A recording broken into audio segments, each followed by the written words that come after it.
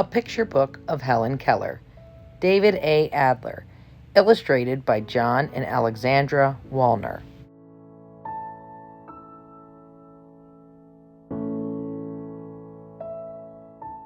Helen Keller was born in Tuscumbia, Alabama, on June 27, 1880.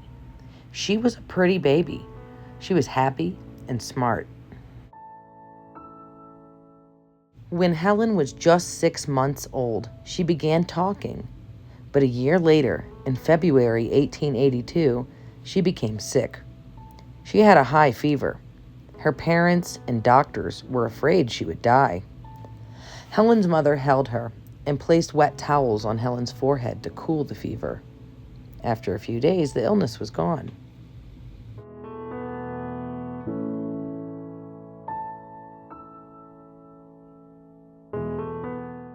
But Helen had changed. She turned away from bright lights. She didn't hear people when they spoke to her. The illness had left Helen Keller blind and deaf. The world, for her, became forever dark and quiet.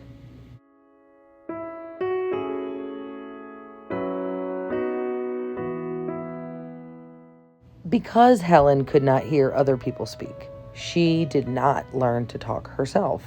She forgot the few words she knew as a baby. Helen did things with her hands to tell people what she wanted. Helen pretended to tie her hair in a bun if she wanted her mother. She pretended to cut and butter a slice of bread if she wanted bread.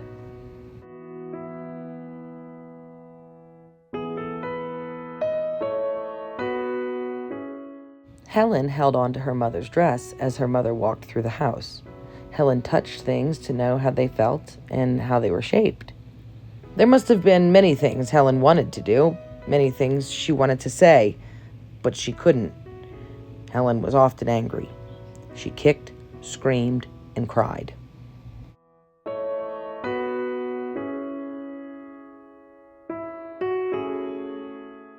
Helen was also mischievous. Once, she locked her mother in the pantry. Another time, she cut off all her friends' hair.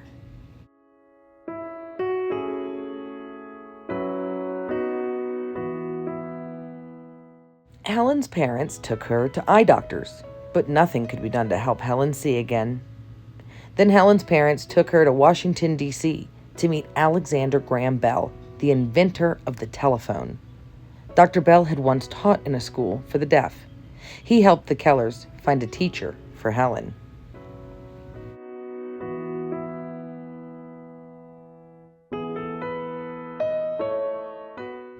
The teacher they found was Anne Mansfield Sullivan. Helen first met her on March 3rd, 1887. Helen called that day her soul's birthday. Helen was not an easy student. Once, in a fit of anger, she knocked out 2 of Anne Sullivan's teeth. First, Anne Sullivan taught Helen proper manners. Then she taught her words. Anne used a finger alphabet. She gave Helen a doll and spelled D-O-L-L in the palm of Helen's hand. She gave Helen a hat and spelled H-A-T in her hand. But Helen did not understand.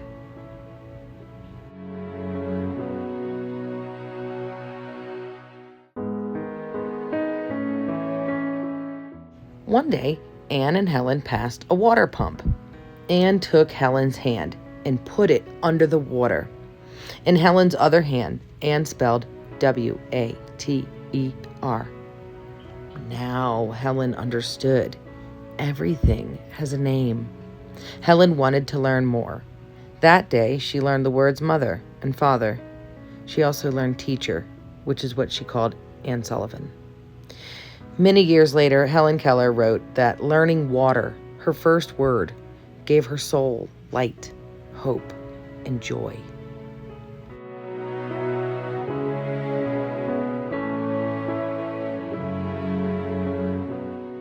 Helen learned hundreds, then thousands of words. Soon Anne Sullivan taught Helen to read by feeling patterns of raised dots on paper. This kind of writing for the blind is called Braille. Helen learned so much and so fast that she became famous throughout the world. She was called the Wonder Girl. When Helen was 10, she decided she would learn to speak. But Helen couldn't hear the sounds she was making. She did learn to speak, but not clearly.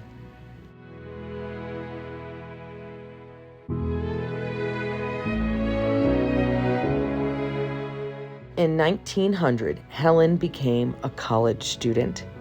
She went to Radcliffe College. Anne Sullivan sat next to her and spelled in Helen's hand everything that was said in class. Helen was an excellent student. While she was in college, she wrote The Story of My Life, which was read by people throughout the world. Helen graduated with honors in 1904.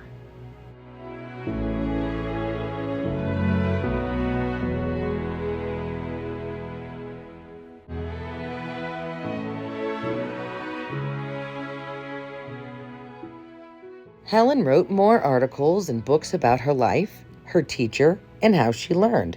She and Anne Sullivan lectured before large audiences. Anne Sullivan died on October 20th, 1936. She had been with Helen for almost 50 years. After Anne's death, Polly Thompson, Helen's secretary since 1914, became her constant companion. Helen worked all her life to help others, especially blind people. She worked for many years for the American Foundation for the Blind. During the Second World War, Helen Keller visited injured soldiers in hospitals. Her visits meant a lot to the soldiers. Many of them had been blinded or had lost their hearing in the fighting. Helen Keller brought them hope. They would try to lead useful lives despite their handicaps, just like Helen Keller.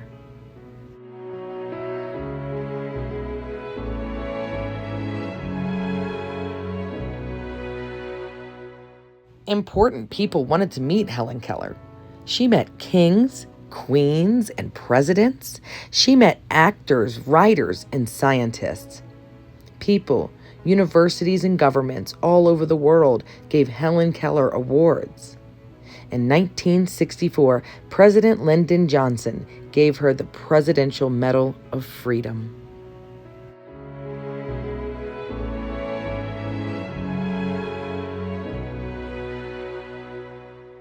Helen Keller died on June 1st, 1968.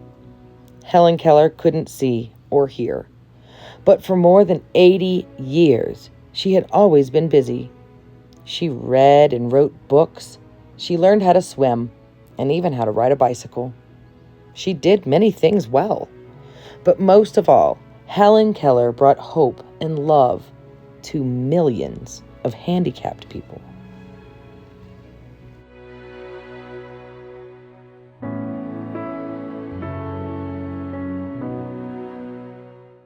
Important dates.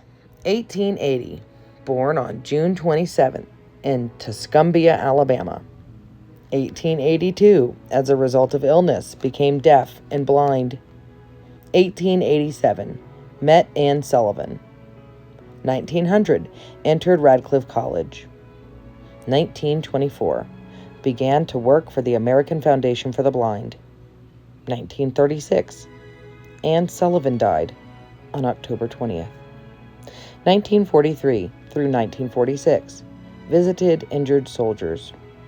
1964, received the Presidential Medal of Freedom from President Lyndon Johnson. 1968, died on June 1st.